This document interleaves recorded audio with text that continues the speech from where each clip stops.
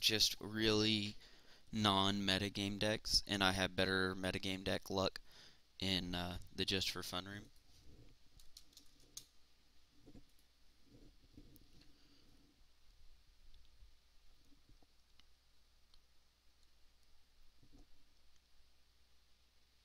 It's a reasonable hand. It's keepable. It's not the best hand in the world, but it's definitely keepable. The other thing that's important when you're running guild gates is it's almost always right to just get them on the battlefield first. Um, that's the advantage with running both. Is I can play Temple Garden kind of whenever. It's convenient, and I can play it either way. You know, if I really need to pay the 2 life, I'll pay the 2 life. If I don't have to pay the 2 life, I'm not going to. Um, and so that's something to remember. So, but you almost always you never have a turn one play with this deck ever. You don't have them. They don't exist. And so there's nothing to stop you from playing turn one Guild Gate. So if you have a Guild Gate in your hand and a Temple Garden, always play the Guild Gate first, um, because you can always play around the Temple Garden. Like now is a really good time to. I'm actually going to go ahead and attack first.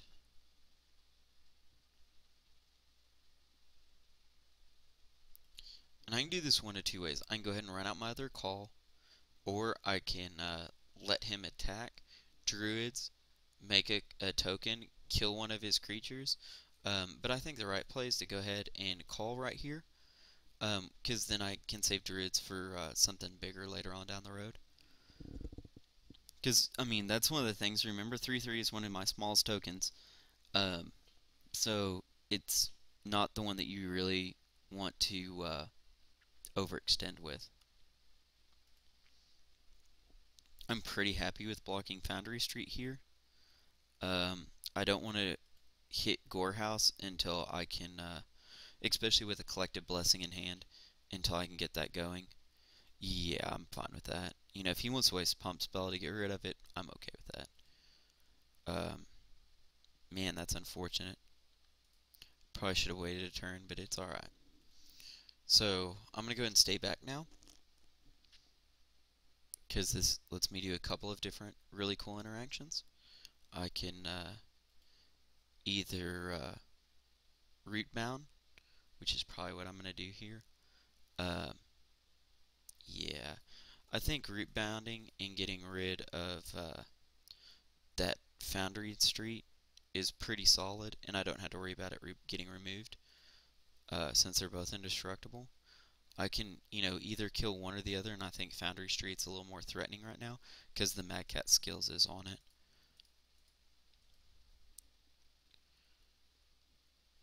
Again, I normally don't like to root bound this early, but in this present board state, it seemed like by far the best play. Oh, and that's sweet. We're going to get Collective Blessing out next turn, so I have no problem at all uh, populating and making a token and just negating the damage and not even blocking. Because that Collective Blessing is going to completely turn this game around for us. So, yeah, that's exactly what we're going to do. Because that turns my 3/3s into 6/6s. And he quit. Okay. Centaur Healer's obviously good. And Smite's obviously good. And Sundering Growth might even be worth playing. I don't know. I don't think I want more than 2 Collective Blessings, and I don't think I want more than 3 Growing Ranks versus him. Celestial Flare's okay, but it's not great. Celestine Charm's kind of the same boat. Advent of the Worm, Armada Worm, I'm probably going to go down. Advent, I'm probably going to go down.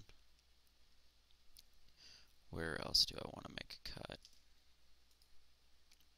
Let's look here at the drop ratio. I think I can cut a Celestial Flare, since we're adding the Centaur Healers. I do notice I'm adding the Centaur Healers a lot. I might go ahead and move it to main deck. Okay, this is not a keepable hand. Mull that. That's a keepable hand.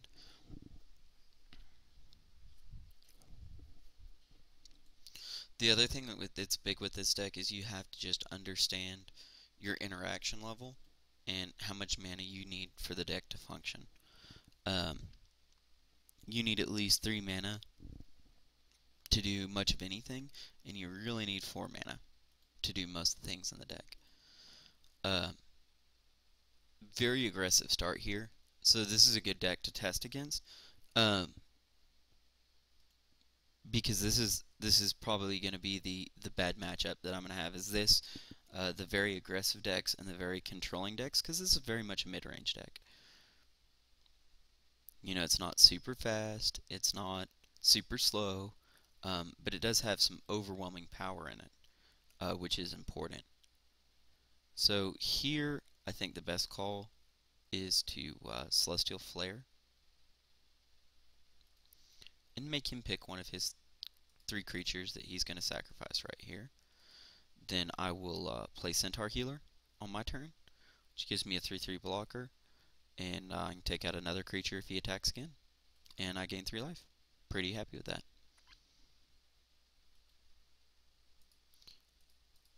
This is the situation when you don't want to use Celestia Guild Gate. This is the worst card I could have drawn, just because I already have my 4th land, um, and I have Advent Worm.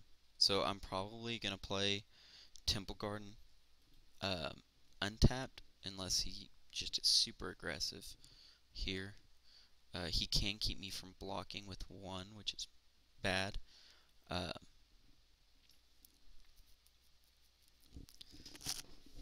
that striker's really good against my deck the first few turns, but it's really bad against my deck late game.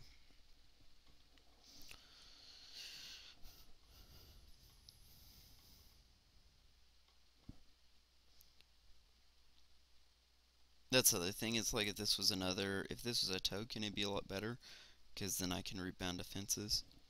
Um, just see how the cookie crumbles. The other thing is once I get up to 6, I can make 8/8s, which is cool, and populate them.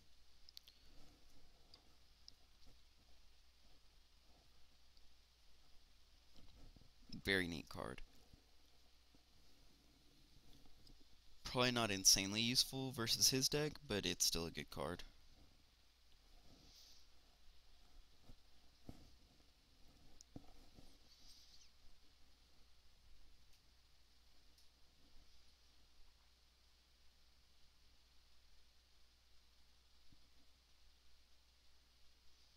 The other thing that's important to remember is that the Firefish Striker's ability triggers at the beginning, at the declare attacker's phase.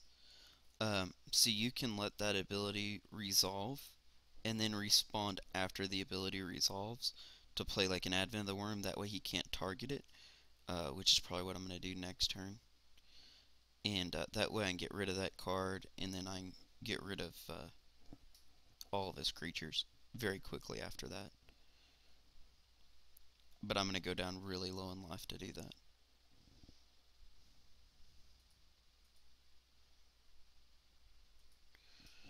This is what I see a lot of times in the tournament practice room, and why I generally stay out of it, is because of things like this, where you'll just be waiting 4 or 5 minutes, and the guy won't do a thing. Um,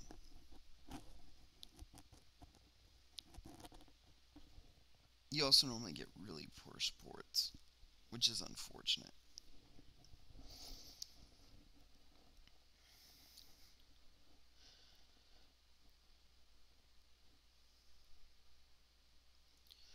But Voice of Resurgence would add a lot against the aggressive decks, but I don't think it would add a lot against most of the decks. And it takes up a slot. Um,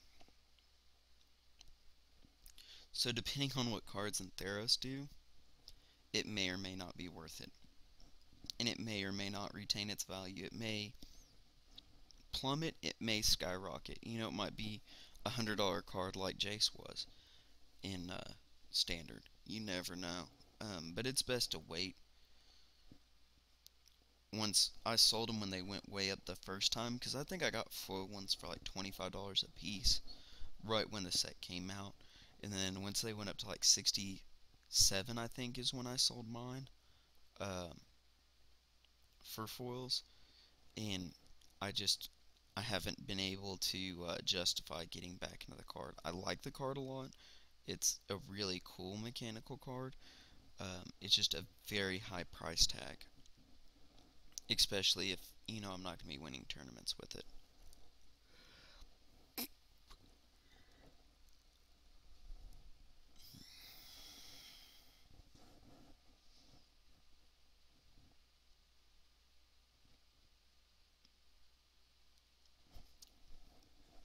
And we're waiting and waiting and waiting and waiting.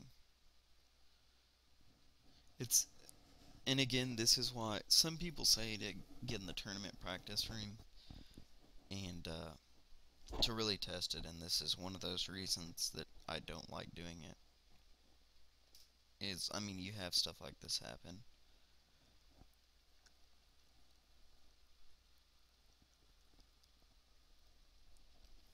And I would be very interested in playing out this game to see how my deck works, and it's probably not going to happen. I think he just disconnected, or is just refusing to play, is what it seems like, because he's been gone for,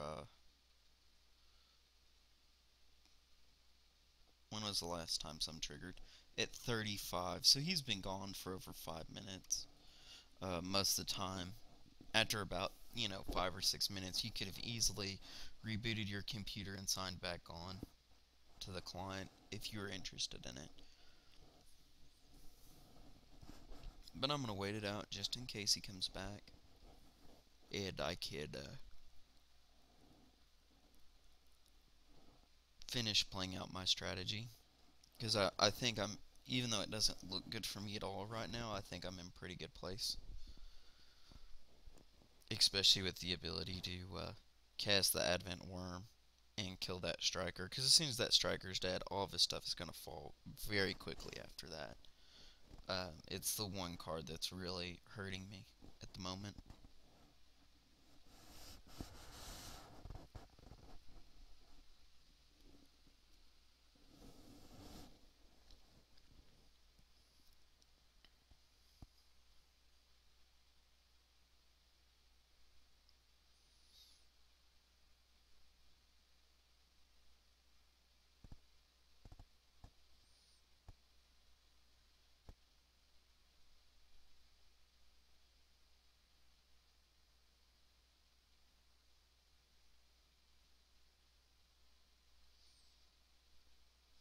That's the other thing. I don't know if it was worth for him to play Cackler into Burning Tree into Striker, just for the simple fact that he does run Foundry Street Denizen.